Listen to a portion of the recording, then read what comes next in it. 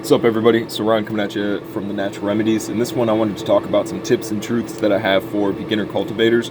I made a video like this about a year and some change ago, but now having grown for a while longer, having worked in hydro shop, I've experienced more beginners and have been asked, like, how do I start growing? You know, some tips and tricks for me, kind of a thing for a novice.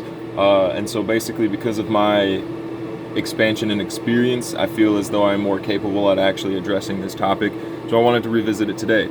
Basically, tips and truths, right? Tip number one, or truth number one rather, it's expensive, right? People have this misconception that I can go to the grow store and buy 10 lights for $100. This guy literally asked me that, and I was like, buddy, you're not even gonna be able to get a like 2,4-T5 for that much money, right? And he was like, what's that? And it's like, it's a light for vegging. And he was like, oh, well, I need 10 HPS for this room. And I'm like, yeah, good luck, bud, good luck. You might be able to get a bulb or two for $100, maybe three if you're getting some plant maxes. And if the guy is generous, maybe four with a good discount, right? But yeah, there's this misconception that it's cheap, that it's super easy. And first and foremost, I'd like to say it's not cheap and it's not easy. Anybody can grow weed, but to grow really good weed, that takes a green thumb. It takes careful observation of the plant and a passion for the plant to push yourself further. You know, it takes humility as well. You can't be like, oh, I grow the best weed, and then think you grow the best weed, because you'll never strive for more. You'll already think you're at the pinnacle, but really you're not. Nobody is, right? Anybody can grow good weed. Not many people really are growing good weed, and that's another truth. It's like, it'll take maybe a year to 2 years to get a really good cycle underneath your belt, and then to start getting that consistently as well. And again, you have to push for progress. You have to have an open mind. You have to be humble enough to admit that you might not be doing everything 100%. I still, after 4 years, admit that I'm not doing everything 100%. I still have not the greatest of cycles, but the medicine turns out fire, and it's because I have at least the capability to bring that out, the quality, maybe not mass or something like that. If you're trying to get like the perfect cycle where you get both quality and quantity, that's not super likely. It also depends on the genetics and stuff like that, right? And so to kind of bring that, all that I've said so far, back together, it's expensive, it takes a lot of effort, it takes a lot of practice, it takes humility and diligence, right? You got to be on that shit every single day. If you miss a watering, oh, it'll be fine. No, you'll go and see your plants drooping or dying, kind of a thing, if you miss that watering. So it's really important that you're there every day. It's really important that you're always working. It is expensive. It is worth getting quality stuff at the start.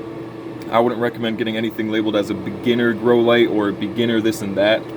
I would get what is worthwhile at the start, because at that time you'll have what's worthwhile. You won't have some cheap bullshit that will not produce what you hope and want it to.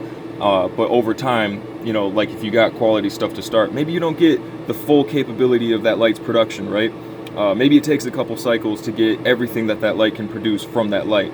But here's the thing, a beginner grow light might not last, 2 to 3 years, but a high quality LED, especially because the market's moving in the direction of efficiency, right? It doesn't make sense to get HPS or LEC even at this point for flowering, right? It pretty much only makes sense to get LED from an efficiency standpoint, from a production standpoint even.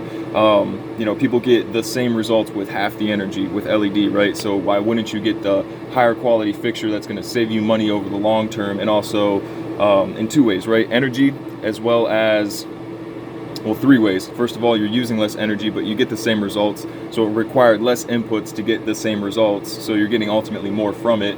And then it lasts longer. An HPS bulb, you'd have to replace at least every 3 cycles, right? An LED light, I've been rocking the same light for almost 2 years now, and I still get 10 to 12 ounces from it. So, it makes sense to get the higher quality stuff, but not overspend. You don't need a Fluence like 2R or something right off rip, but they are super dope lights. And if you've been growing for a while, if it's your dream light, 100% go for it, right? Same with me, like I didn't get the Dragon SL right off rip. I got a Maxis on MDR 300, didn't like the results I got from that. Ended up going with some Cobbs. That's what I've been rocking for the last like year and a half, 2 years, and I love that light. It's a higher efficiency, higher quality light. At this point though, quantum boards and Cobbs, you could definitely get that, and that's like a good mid-range. You don't have to get the fancy Dragon SL or Fluence 2R, maybe wait until you've grown for a year or two to get the super high-end stuff, kind of a thing.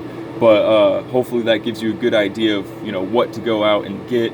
In terms of use, I can't tell you how to use every little bit and piece, but I can tell you environment is important. So your lights, your ability to mitigate heat and humidity, airflow, CO2, all of that is really important. It's in fact more important than your nutrients. It's more important than your watering frequency, and it's honestly more important than your genetics. If you don't have a good environment, you can't bring out anything, right? If you have fire genetics but you don't have a fire environment, it doesn't matter what genetics you have, you're gonna have a shit crop, right? And so get what's worthwhile, put the effort in, expect bad results at the start, but just keep hoping for better, kind of a thing. Genetics, environment. Yeah, and again, it's not cheap, it's not easy. Don't think for a moment that it is, but it's a hell of a lot of fun. It is probably one of the most rewarding things that I've done in my life, honestly. Like starting to grow cannabis, I love cannabis, and the first cycle that I had, I just remember being in the garden every single day, messing with my plants, doing this and that, and I overdid it, honestly. I overdid a whole lot of things, but I learned from that, and after, 3, almost 4 years now, shit, man, that's kind of crazy. It just made me realize how long I've been doing this, but holy cow, it has been 4 years. I just realized how old I am. Yeah, it's just been a great time. My first cycle was shit. Like I said, I had that MDR 300. I had some bag seed from a friend and ended up getting females, and they were stable enough to get through the end. After a couple cycles, though, I bought my first pack of seeds, bought better lights, bought a grow tent, bought all this stuff, and stepped my game up, right? And then, it took a couple cycles from there to get to a good level. But when I got my first, 10-ounce harvest, oh, man. That shit, it was so rewarding, and the bud was fire, and it took that passion further. Like there was a flame burning, but fuel was added to that fire, and it just erupted, right? So yeah, growing cannabis, it's super rewarding. It's very humbling. It's very teaching. Like it'll teach you things. It's honestly one of the best things that I've done. Can't deny that. Trying to think of any other final remarks.